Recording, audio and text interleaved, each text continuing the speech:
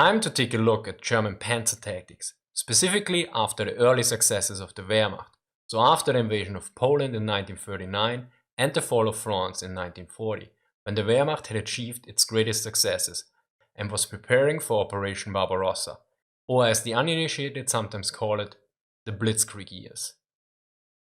But let's get started and look at some training principles first. The German guidelines for training were quite straightforward and aggressive. To quote directly, special emphasis is placed on toughness, courage, boldness, on the education of comradeship, and to faithful duty fulfillment. These qualities set the benchmark for the company's combat value. It is clearly noted that the Panzer is an expensive piece of equipment and that is difficult to handle. Thus, training is of utter importance.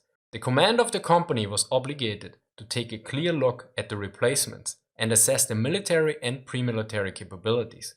For certain roles, it was often required to be a civilian specialist like electrician or mechanic. After all, the Panzertruppe was an elite unit.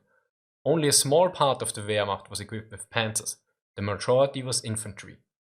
It is also explicitly stated that members must be able to support and even be able to replace each other. Durch Gewöhnung aufeinander eingespielt müssen sich die einzelnen Leute gegenseitig unterstützen und ersetzen können. By getting used to each other, the individual people have to support and replace each other. It is of course noted in verbatim that an error of a single man could lead to the loss of the whole tank and its crew. For the individual crew member there were special requirements. For the Panzerführer, literally Panzerleader, yet more fitting tank commander, they were as follows. Quick comprehension, physical dexterity, good hearing, healthy nerves and tactical understanding. For the Panzerfahrer or tank driver, good technical disposition, natural disposition as driver, calm, physical hardship, tactical understanding and adaptability. Note that the driver was responsible for positioning the tank properly, thus the tactical requirements. For the Richtschütze, gunner, and Ladeschütze, loader, good eyes, good disposition to estimate distances, healthy nerves, tactical sense. And for the Panzerfunker, the radio operator, good ear, clear dialect-free pronunciation, understanding of electrical processes. As you probably can tell, I would be totally unsuited for that job, because I have no clue of electronics. You probably can see from the requirements that 3 roles had a higher prerequisite, notably those that include requirements of tactical understanding or sense, namely the Panzerführer, the Panzerfahrer and the Richtschütze. Additionally, it is stated explicitly that only officers, sergeants and older NCOs could be Panzerführer. For tank driver and gunner, only NCOs or older corporals were allowed, whereas for loader and radio man, members in the first year could be used. Additionally, in the training regulations for the light and medium tank company, it is stated that before the training begins with the Panzer III or Panzer IV, it is necessary that driving and firing was already trained with the Panzer II. Erst nach Beherrschen der Grundbegriff ist mit der Ausbildung am Panzerkampfwagen 4 zu beginnen, in der Regel nach 12-wöchiger Ausbildung. Only after mastery of the basic concepts is training on the Panzerkampfwagen 4 to begin, usually after 12 weeks of training. Now, as some of you might remember from our video on the Sturmgeschütze, the Sturks, the difference between Sturklife and Fucklife is simple: organization. So let's take a short look before we jump into combat. The central subunit of the light and medium company was the Zug or platoon.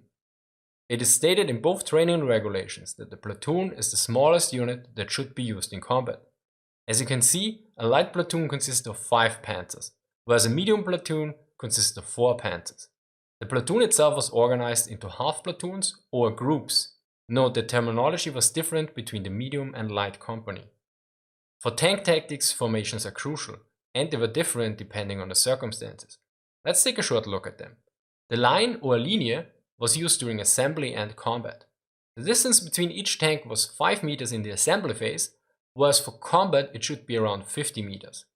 Of course, this is for the light platoon with 5 panzers. For the medium platoon with just 4 panzers, it would look like this.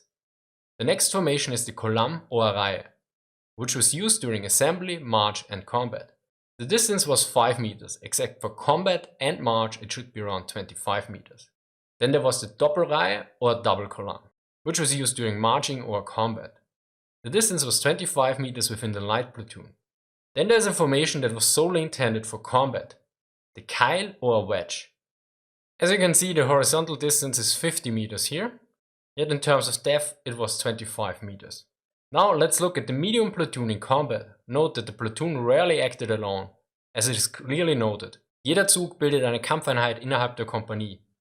Every platoon is a combat unit within the company. The medium platoon was the heavy hitter with 4 Panzer IVs and often provided cover for the light platoons. Meist wird die Aufgabe des mittleren Zuges sein, das Vorbrechen der leichten Panzerkampfwagen und deren Einbruch in den Feind aus günstigen Stellungen zu überwachen.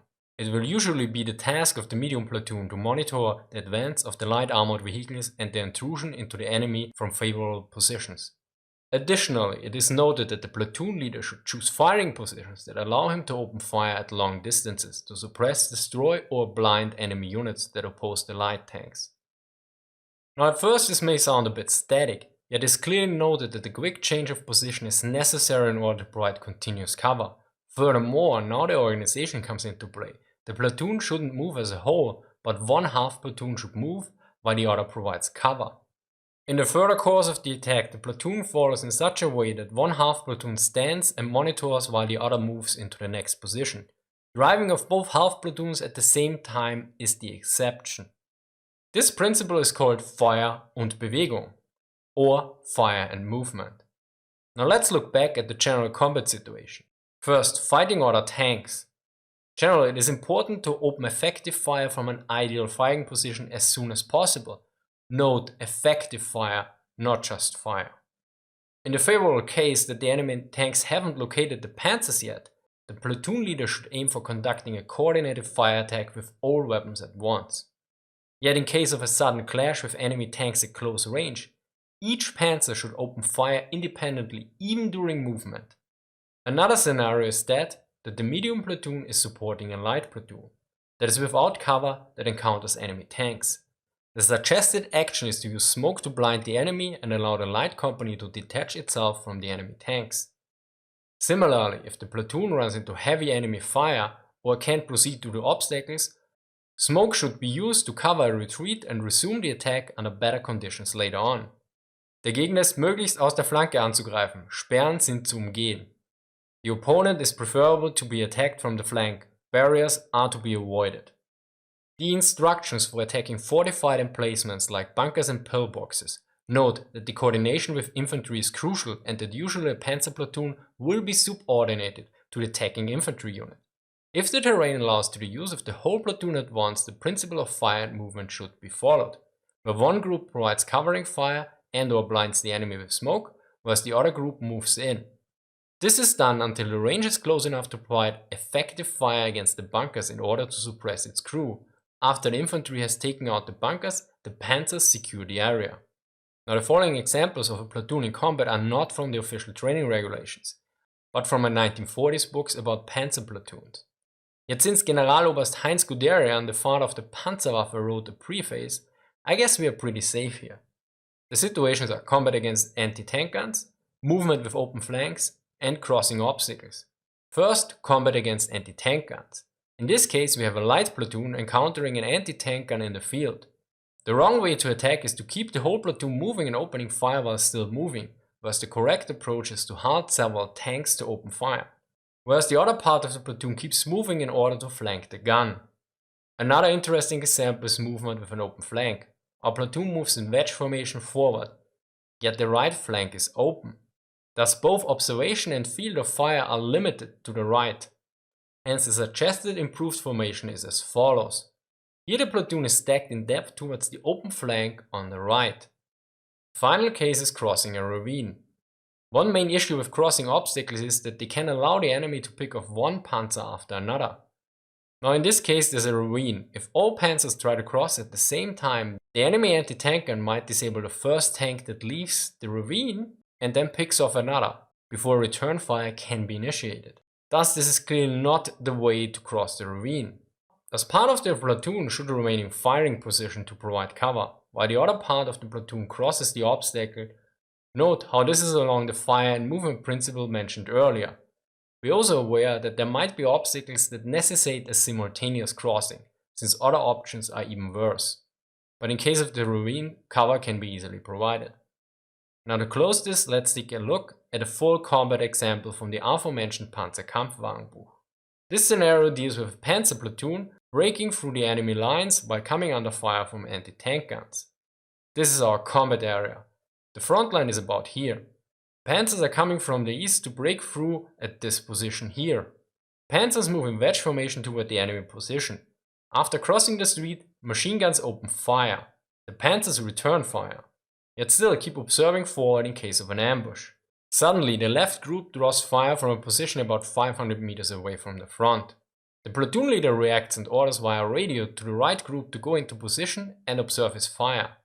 After the right group started engaging the enemy target, the platoon leader orders the left group to follow him, moving into a flanking position towards the enemy anti-tank gun. After a successful attack, the platoon is ordered to regroup and continue its attack. The combat example closes with 5 training principles. Die Panzerführer dürfen sich nicht durch Schießen gegen nebensächliche Ziele, in diesem Falle MG, ablenken lassen, denn der Auftrag verlangt Erkennen und Bekämpfen der Panzerabwehr. The tank commanders must not be distracted by shooting against minor targets, in this case machine guns, because the mission requires recognizing and fighting the anti-tank positions. Zweitens stößt der Zug auf Abwehr nach dem Grundsatz handeln, eine Gruppe Stellung, die andere Gruppe Angriff. Je schneller aus stehendem Wagen geschossen wird, umso eher wird die Bedienung des Panzerabwehrgeschützes am Richten verhindert. If the platoon encounters opposition, the principle is one group position, the other group attack. The faster the vehicle is firing from a stationary position, the sooner the anti-tank guns operator are prevented from aiming. Drittens, der Zugführer muss sofort selbst schießen, um das gefährliche Ziel niederzuhalten. Erst dann gibt er dem Zug einen Befehl. The platoon leader himself must fire immediately to suppress the dangerous target. Only then does he give the platoon an order. Viertens, Geschwindigkeit, Feuer und Geländedeckung beim Angriff ausnutzen. Exploit speed, fire and terrain coverage during the attack. Fünftens, nach dem Angriff Zug sammeln und befohlene Angriffsrichtung weiterfahren. After the attack, regroup the platoon and continue in the direction of the attack. Now, in case you're up for a challenge, try these tactics in Warfare Under a Wall of Tanks with a random team.